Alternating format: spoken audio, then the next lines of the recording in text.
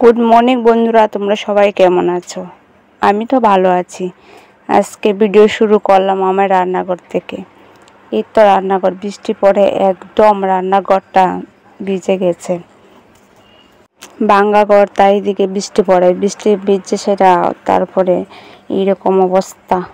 আর এই আমার মা লাকড়ি ভাঙছে। এই লাকড়ি দিয়ে সেটা আমরা রান্না করি, গ্যাস নেই তাই লাকড়ি দিয়ে রান্না করি। আর দরকার পড়লে লাকড়িও আমরা বিক্রি করে সংসার চলে। ঘুম থেকে উঠে আমার মা লাকড়ি ভাঙা শুরু করে দিয়েছে। আর এই দেখতে পাচ্ছ, এই ঘরের মধ্যে ভর্তি লাকড়ি।